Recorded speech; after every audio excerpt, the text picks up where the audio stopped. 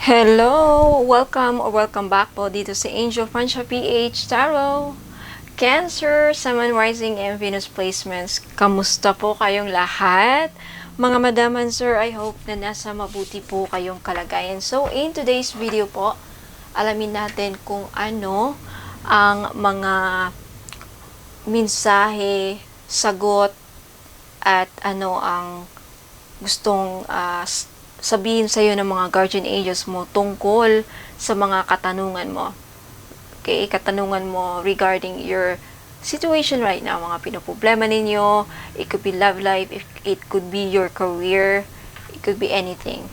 No? Bago ako magsisimula, Cancer, Sun, Moon, Rising, and Venus placements, gusto ko lang i-announce na meron na tayong 2-in-1 financial blockages removal and money spell jar po ito. Okay, 2-in-1. This is 850. May blockages kayo sa finances. Ayan, ito po ang kailangan ninyo. Okay? Available pa rin ang ating best seller. Okay?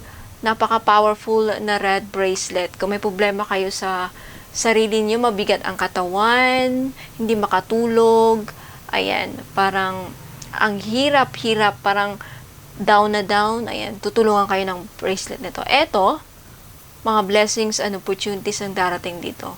Okay? And protection na rin. All in one. This is 700 pesos. Okay? Napaka-swerte. Nagbibigay swerte itong bracelet na to. Okay? May kasamang ritual. Lahat ng mga items ko, mga madam and sir, may kasamang ritual. Okay? Ancestral generational curse. May sumpa ang iyong pamilya. You need this. 1,900 pesos. And panangga and protection sa kulam.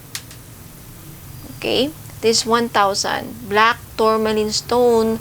May kasamang ritual at dasal ito. 1,000. Okay? Sa mga interesado pa ng mga items ko, andun po ninyo makikita sa Facebook page, Angel Francia PH Tarot. Ayan. Simulan na natin. Cancer. Okay, ano ang mga katanungan ninyo at ano ang sagot sa iyo ng iyong guardian angels? Okay, tignan natin. Shout out to Sir Ken Gloria for this card. Okay, dinonate po niya ito. Thank you, Sir Ken. Ayan po. Sir Ken and Ma'am Christine Gloria. Alright, Cancer. Ano ang mga katanungan ng ating Cancer at ano ang sagot sa kanila ng guardian angels? Okay. Spirit guardian angels, katanungan ng aming Cancer signs.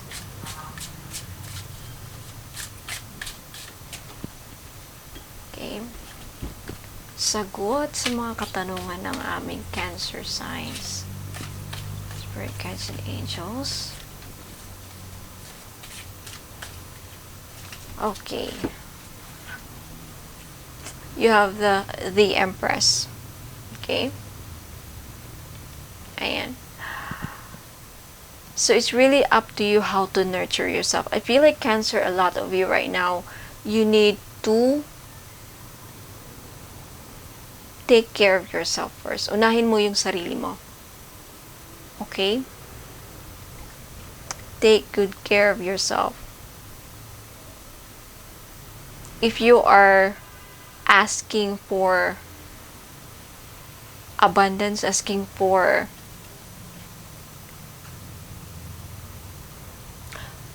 starting a new business, if you are starting to naghahanap ka ng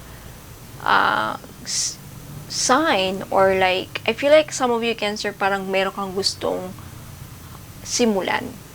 Business, something creative in your life. Your angel your angel's answer is, it's up to you. Nasa sayo yan. Nasa sayo yan kung paano mo palaguin ang iyong kaperahan. It's really up to you. You have the power.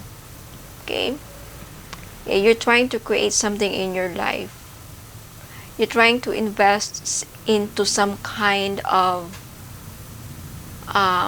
business. Okay? And yeah, take comfort in knowing that the Empress, the universe has your back. Be kind to yourself, Cancer. Yan ang sinasabi. Love yourself. Love and nurture yourself. Okay? Next, you have the Six of Pentacles. Oh my God! Abundance is coming your way, Cancer. If I were you, I claim this. Bibigyan. Mukhang may perang darating. See? Six of Pentacles. I feel like abundance is coming your way, Cancer. Mag-antay ka lang. Okay? Be charitable, be generous. The way to attract abundance in your life is yung mapagbigay, be kind. Six of Pentacles is a card of kindness, generosity, and charity. When you are more giving, okay, kung mapagbigay ka, mabibiyayaan ka din ni God. Okay, yan ang po ang mensahe, yan po ang sagot. Kung nagtatanong kayo kung may darating na biyaya, yes. Kung nagtatanong kayo kung magbabago ba ang mundo, magbabago ba ang kapalaran mo, okay, maganda ba ang kapalaran mo, yes. With the Six of Pentacles and the Abundance card. Kung nagtatanong kayo, may magbibigay ba sa akin ng pera, magbabayad na ba ng utang yung mga umutang sa akin, mababayaran ko na ba yung mga utang ko? Yes, with the Six of Pentacles. Okay? Next, you have the Ace of Wands. Oh my goodness! Cancer, mapapasana all na lang kami. With the Ace of Wands, whatever you're trying to create something in your life, whatever you're passionate about, Cancer, is going to be successful with the Success card. If you're answering, magiging successful ba itong sinimulan ko? Magiging successful ba itong bago kong trabaho, bago kong pinasukan, bago kong tatahakin, yung may gusto kayong simulan parang meron kayong pinaplano. Yeah, magiging successful ka, Cancer. Okay? If you are trying to create something new regarding your finances and career, work, may lilipat ka ng trabaho, I think this card is talking about being successful. It would lead to your success, yes. If meron kang naisipan na plano, may plano ka, parang you have this idea that spark that you wanted to do this, and you don't know if magiging successful ba, then you have the answer here. It will be successful. Oh, ang goodness, ang ganda. My goodness. You have the Hierophant. There's something better. Regarding your relationship, Cancer, if may hindi nag-work sa relationship ninyo, if regarding this sa relationship na, sa mga Cancer na may problema sa relationship, may problema sa buhay pag-ibig, buhay mag-asawa, kung yung partner mo is hindi siya loyal sa'yo, hindi siya committed sa'yo, kine-question mo yung intention niya, ang sinasagot sa'yo ng Archangel or yung Guardian Angel mo, Cancer, is there's something better for you. Hindi yan ang taong karapat-dapat na mahalin mo. Especially if questionably yung commitment niya. Hindi siya loyal, hindi siya hindi kanya parang tinatrato na, partner talaga. Okay? There's something better for you. There's someone else who's better for you that is coming your way. Parang hindi kayo nagkakasundo with this Hierophant. Parang, yun nga, walang commitment, walang strong commitment sa relationship ninyo. It's because there's something better for you. There's someone else better for you that is coming for you. Ibibigay sa'yo ng Panginoon. Okay, next, you have the Page of Pentacles. Ooh, if there's opportunity, if you are waiting for an opportunity, Cancer, if question mo ang isang opportunity na dumating sa buhay mo, kung good ba ito, it's a yes. Your manifestation is also coming to reality. Whatever you manifesting the past few months, the past few years, your angel is answering them with a yes. Okay, lahat ng mga hinihingi mo patungkol sa kaperahan. See, this Page of Pentacles is like, di ba? Parang nagpe-pray sana magkapera na ako. Yes, antayin mo lang. Okay? Because pages are slow-moving energy. Remember that. I'm sorry, Pentacles pala.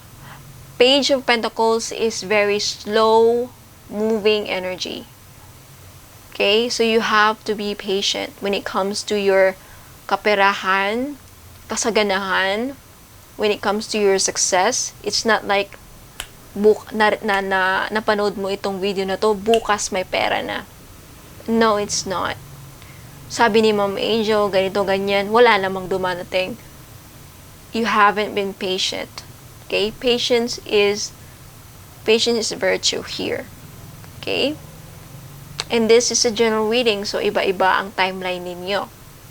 But definitely, whatever financial opportunity that is coming, it's a yes for you. It would lead to your happiness, success, and abundance. Okay? If you're asking for may ma-develop pa ito, magiging successful ba? Okay?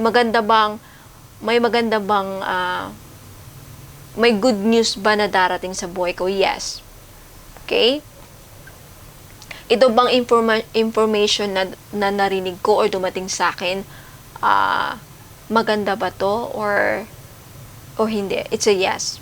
Okay? So, ayan. Cancer, Sun, Moon, Rising, and Venus signs, I hope nasagot ng guardian angel ninyo ang mga katanungan ninyo regarding sa sitwasyon or mga dapat ninyong malaman. I'll see you next time. Let me know in the comments, okay? And don't forget to follow me on Facebook page, Angel Francia Facebook, Angel Francia PH Tarot, kasi madaming pasabog po next month. Mamimigay po ako ng mga items and much, much more. May mga items na binibenta ko na very limited lang ang stock. So, grab the opportunity kasi wala na, hindi na maulit. So, I'll see you next time po. Maraming salamat. God bless and more power. Paalam. Ingat po.